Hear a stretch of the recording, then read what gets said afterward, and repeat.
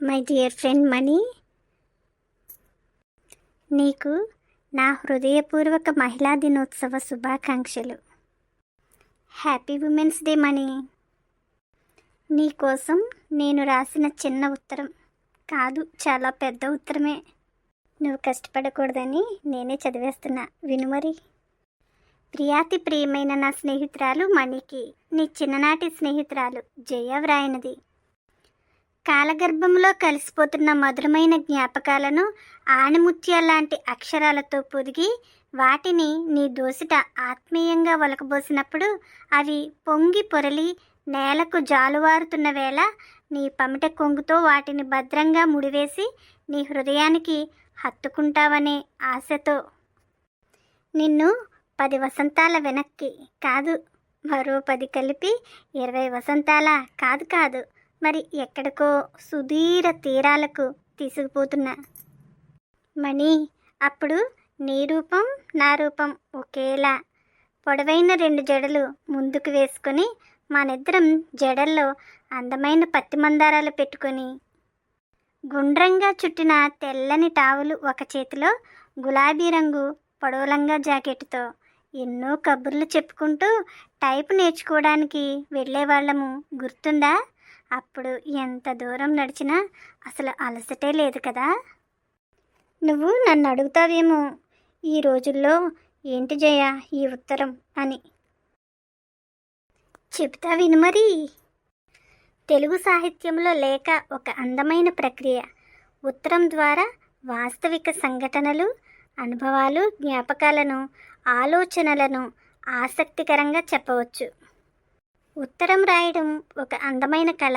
అదంటే నాకెంతో ఇష్టం. మన అనుకున్న వారి బాగోగులను, భావోద్వేగాలను ఉత్తరం రూపంలో అందుకుంటే కలిగే ఆనందానికి అవధులు ఉండవు అంటాను నేను. అందుకే ఈ ఉత్తరం. వాట్సాప్లు కానీ మెయిల్ కానీ ఇలాంటి అనుభూతిని ఇస్తాయా చెప్పు? ఆ అనుభూతిని నీకు కలిగించాలనే ఈ ఉత్తరం రాస్తున్నా. సరే కానీ, చిన్ననాటి స్నేహం ప్రతి వ్యక్తి జీవితంలో మధురమైన అనుభూతిగా నిలుస్తుంది. అది జీవితాంతం తోడుగా నిలుస్తుంది. ఆ స్నేహం గురించి ఒక చిన్న కవిత చెప్పనా? పిట్టలు చెట్టుతో స్నేహం చేసి ఆకాశంలోకి చొచ్చుకుపోవడం నేర్చుకున్నాయి.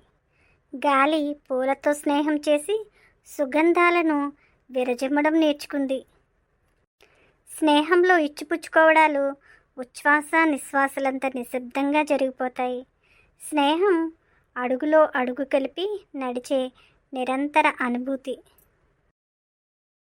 మణి, మనిద్దరం ఎక్కడ కూర్చున్నా నా చేతిని నీ చేతిలోకి తీసుకుని అరచేతి నిండా పెన్నుతో ఏవో డిజైన్లు వేసేదానివి, గుర్తుందా?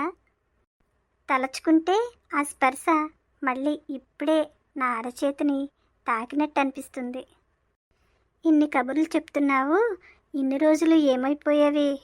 నన్ను మర్చిపోయావా అనుకుంటున్నావు కదూ?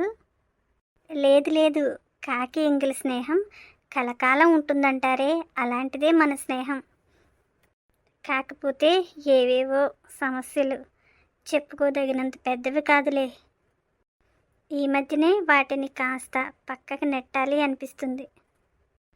మనిషికి మనసుకు ప్రశాంతతను అందించేది చిన్ననాటి స్నేహం మాత్రమే. అది చిరకాలం ఉండే స్నేహం కాబట్టి.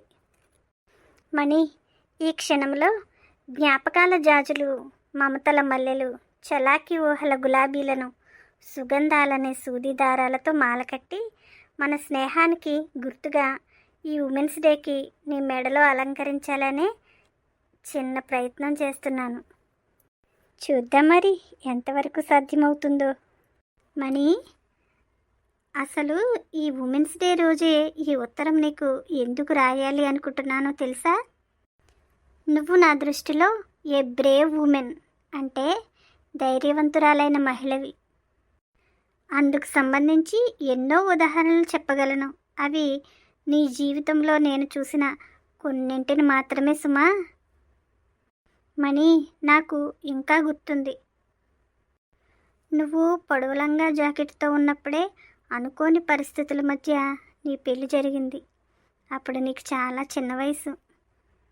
ఆ పరిస్థితుల్లో ఎంత ధైర్యంగా నిలబడ్డావు.